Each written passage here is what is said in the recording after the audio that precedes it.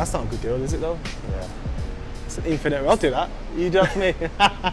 I would, you know, if the percentage was right. We might be closing the deal on camera. It's an infinite return. You're not thinking straight. I know. I'll do it though. But the thing is, yeah. But I don't want you to come back to me. You better have solicitors I involved. know the power of HMOs. That's why. Well, I feel What like if you only own it for? What if you only own it for 10 years, or 15 years?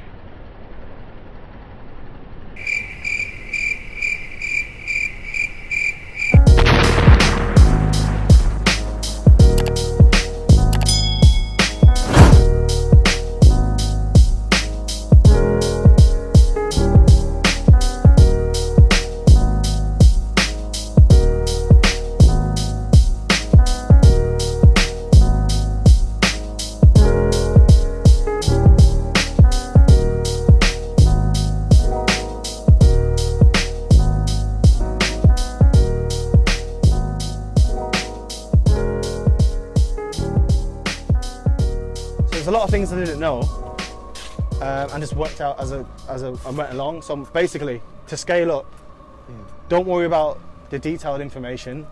Worry about the key bits. The key bit is getting a deal done. So the key bit I'd say is find a development site, work out what you need to look for, where it needs to be, engage an architect, and then take it from there. Okay. So work out where it needs to be, engage an architect, and then you need to work out obviously bits like demand, feasibility, the land. You need to check to make sure you can actually build on that land in terms of, is there a sewer running through the site? Is there issues with the ground? That would mean it would be a more expensive build because you've got to do some kind of remediation in the ground or different types of foundations. Yeah. There's very different factors, but look, first bit is find a site, engage an architect, and then take it from there, and then slowly. If you can find a good project manager / QS, so this is someone that's involved in these kind of large scale projects. They've been exposed to these things throughout their career.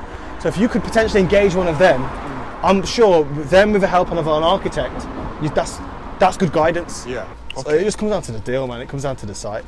It's just like you speak to investors. Some people talk about, should I get the deal first or the money first? What do you think?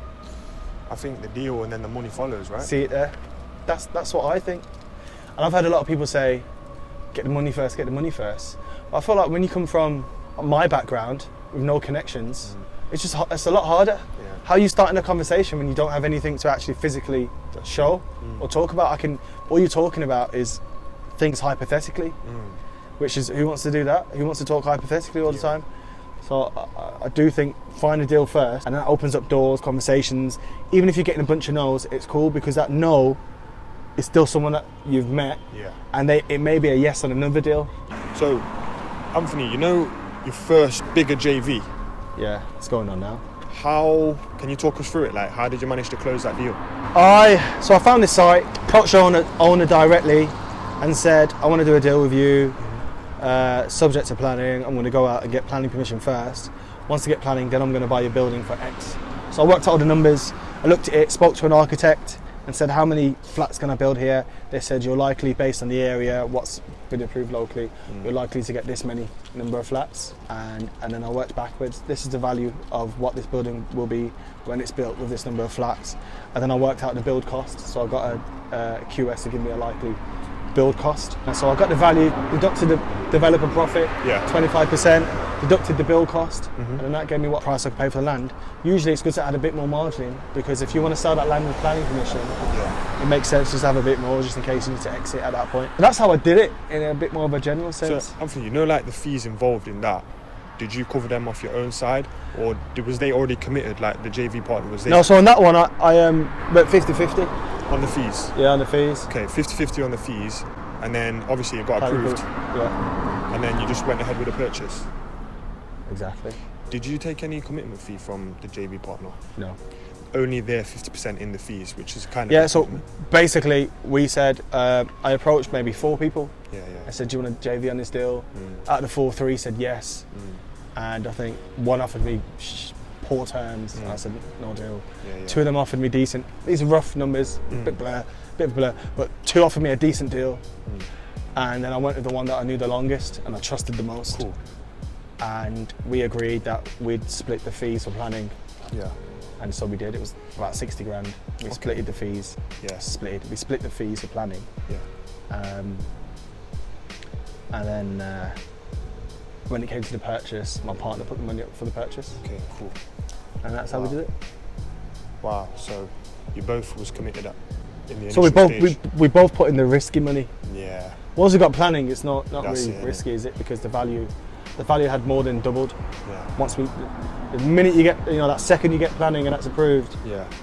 And I remember you saying last time. value goes up. I remember you saying last time I met you. You like to meet people face to face to have these conversations, like coffee, that type of thing. Is that how it was with that JV partner? I'd known him for years. Okay. It was actually when I had a lettings business. I had a letting business for about 7 years up to that point. He was actually one of my old clients. Oh wow. Okay. I approached one of my old clients. Yeah. So it helped because he already knew what I was about, what I'm like. Yeah. So he wasn't really questioning me. It was more about the deal than it was me. Yeah. So that made things easier. And I think that's why when you're building profile and you're out there active and you're showing people what you're doing and you're showing your successes and you're showing your failures and showing how you've learned from those, you're building up a decent profile for yourself. Yeah. So then people, after a while, shouldn't really be scrutinising you. Yeah. They should be scrutinising the deal. Yeah. In fairness, most of the investors I work with are experienced. Okay. Qualified investors. Yeah. High net worths. Yeah. They've invested a ton of times before in business and property. Yeah. So it's usually once they get over me and understand me and get a good feel for me and feel like they can trust me. And likewise me for them, it's a two-way relationship. Yeah. So I've got to feel like I like them, Yeah. I can trust them, and we're going to get on well because clearly you're going to hit problems at some point. That's just how it goes. Yeah. So once we get to that stage, Yeah. it's about the deal. And then once you've done that, you start scrutinising the deal. Basically, it doesn't really. If they're not interested, they tell me straight away. Yeah. No, I'm not interested. Yeah. I don't really get the messing around, but I'm just quite So brief. anyone listening, if you get an email from Anthony, And it's do really not be short. offended, all right? Oh my God! You just get straight to the point. I sent an email not long ago to a solicitor. It's about a month ago. I was quite brief in my responses, and she said something. She suggested something, a term that wouldn't work for me. So I said to her, "And you shouldn't really. Technically, you shouldn't be emailing the other party solicitors directly anyway. Yeah. Everyone was copied in. Anyway, I just said, look, if we're not doing that, there's no deal. Yeah. Send." And she emailed me back saying that I was a bully. I'm not going to be bullied by this, blah, blah, blah, your behaviour. It's just business. I definitely wouldn't want her representing me, I can tell you that. I was trying to complete on this property a few months ago before coronavirus by the 31st of May. So then me and Thingy could do the next one straight away because we've got 3 deals there that I've agreed. And the solicitor was so slow that it meant... Sellers?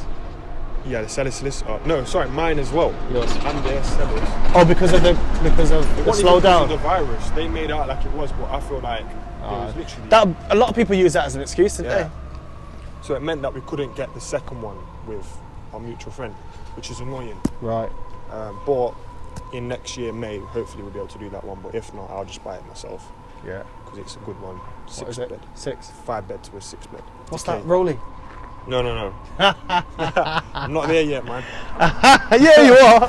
I'm not there yet. If you wanted, you could. You're being smart.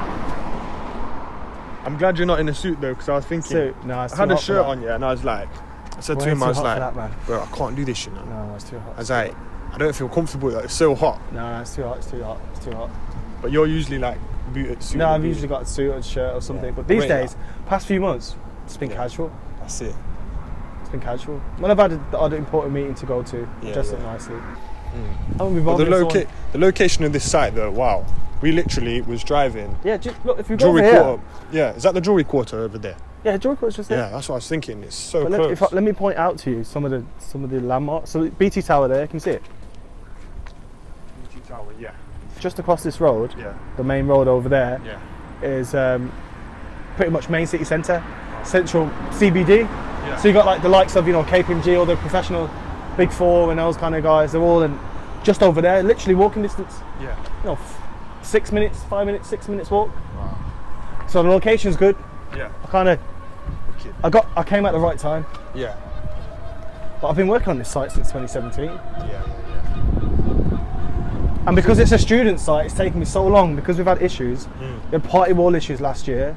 So when we demolished the building, it exposed some issues in the neighbouring building. So we had to underpin their building just to offer some additional support. Yeah. It was fine anyway, but just as a precaution. And under the agreement that we had, the award, we had to underpin the building. So you know, in terms of like timescales, what is the normal timescale? Say if everything runs smooth from the moment you get planning permission to the end of but even getting planning permission is the hard bit. Yeah, it's long. All right, so let's say planning permission takes you a year. On the big stuff, we're talking big stuff. Some councils are really good. You may be able to pull it off in 6 months. Do you know what I mean? But let's say planning takes you a year. Once you've got planning, let's say the design, in order to get yourself to construction, maybe allow yourself 4 months, 4 to 6 months. Technically, you could pull it off in, if you're really good and really quick, you could probably pull it off in 3 months. 3 months. You know, On the planning side. Once you've got planning, the detailed design, getting it ready for tender, and then getting the detailed information ready. So from the architects, structural engineer, that sort of stuff. But allow 6 for that. So you got 12 months plus 6 months, and then construction, however long construction takes. This is 11 months. Okay, so the planning can be long. It can be, but you could make savings. So let's say planning only takes 6 months, and you can pull off everything, all your design, team information. Let's say you've already got a contractor lined up. Let's say you did that in 3 months. You could technically start in 9 months, or 10 months, say. You could technically start in 10 months from the point you got you applied for planning. It just depends on the council if they've got issues with what you've designed. There's a lot involved. Oh, the concrete's here. Oh, I've seen people say, I don't do deals unless I get all my money out same time, or no money down. You know, I don't technically believe in that. It depends how much cash you've got. Depends on that specific deal. If you've got spare cash and you can afford to leave some cash in, some people may want to only do deals where they can get their money back out in 6 months or 12 months. If it's a cracking deal in a good area, there's a good yield, good location, good demand, there's potential for capital appreciation. Not that you should be technically investing for that anyway, but let's say that's an additional bonus. If it takes you 2 years to get your money out, what's wrong with that? That's it. I think it depends on the deal. I don't think you should be, I don't, when I'm saying you, I don't mean you, I just mean in general. I don't think you should necessarily just look for what can I get my money out with straight away. I just think it depends on the deal and the circumstances.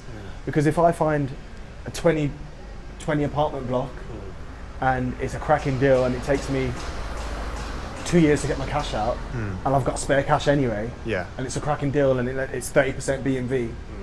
Say the bigger stuff, like what we're standing next to right now, what's the conversation with your JV partner on that?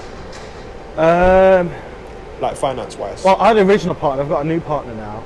The original deal was, you fund everything, you put up all the money for the deal, fund the planning. Once we get planning, or sell it, or once we develop it or whatever, you get your money back. That was the deal basically. So on my deals generally, they get the money back first, and then we split. Okay, cool. But my deals always have them. If they work out, then there's always, you can't not get your money back. Is that because you know that it's a development deal? Yeah. You've got to have, and a new build development, the equity wise, I just cannot see how you should not be getting your money back out if you're doing a new build development. Hampton valued this at just over 5.8 million GDV. So that's the value once it's done, built. But I met my friend came down in his Lambo to Birmingham, so we met up. I showed him some of my sites, and I was like, I should do a video for this of your car and post it on Instagram. He's like, yeah, do it. Anyway, so it'd been on an hour or two, and then just as he was about to go, he was like, yeah, do the video. And I was like, all right then. So behind the camera, he's egging me on. And I was like, yeah, this is my new car. And it wasn't my car. It's funny. So what, did you get some hating comments and stuff like that? Yeah, most of it was good though. 80-90% of the comments were like positive, like congrats on your car. In fact, I think 99% when they thought it was that post, they said congrats, which was nice. And then when I said actually it's not my car, and the car's the easy bit, the development's the hard bit, 80%, 90% were positive, 10% were like, this guy's, I love some of the comments and I loved it. Some of the comments like, this guy's hurt, he's hurt that people think the car's not his, or I don't know, it's kind of funny. I didn't sit in the car and think, oh wow, it just doesn't, It just doesn't hit me. Yeah. It just does not hit me. A nice deal hits me, and a nice house. Yeah. A big house hits me. A big like £5 million mansion. That hits me like. That hits me. But a car doesn't. A car doesn't do it for me. I do appreciate nice cars. And would I get a Lambo one day? Maybe. Maybe. Do you know what would convince me to get one? What Raj was saying was that he gets a lot of people approaching him off the back of it, wanting to know what he does, and he can get opportunities off the back of it, like deals. People go, you know, I've got a property deal, he's in property, I've got a property deal, I've got this. So that's good for opportunities because it brings attention. And I think also the network, he goes on a lot of convoys with a lot of other supercar owners. So he's meeting like people in different industries that are doing well. So from a networking perspective, I could be convinced. We have been to this. We were in the car. We just didn't get out, did we? Oh, I think we're over there. I've seen about 7 of Anthony's projects, so we've been to a lot of them, and now we're just coming back and seeing them again, and the difference is crazy. Like, you know, you can tell a lot of work's taken place. Scaling up in response to your question earlier, it's just a mindset thing. I'm still learning every day. I ask a lot of questions, as Ian said. Even if you know it, still ask it again, get clarification. I've got another project that's going on at the same time actually. We're also doing power foundations. And even with the rig, I understand how it works, but I'll ask anyway for clarification. I think that's something that some people are afraid to do, so I'll just ask a lot of questions and think big. It's a mixture of working with the right people, making sure it's a cracking deal, leaving yourself enough margin, and just the general rule is focus and be relentless. So you said your focus is HMOs and I'm doing larger HMOs. That's a great focus. If you're going to distract yourself on new build house schemes or whatever, then you're going to lose out on getting more deals in your focus and the rest of it. So I think definitely focus, and then you'll start to see results from that. Hey everyone, thank you so much for watching this video. Please like, comment and subscribe. If you do like the video, please share it, we'd much appreciate it. And remember, follow Anthony's Instagram, that's @Anthony Laville, and his YouTube is Anthony Laville. Stay tuned for some more vids.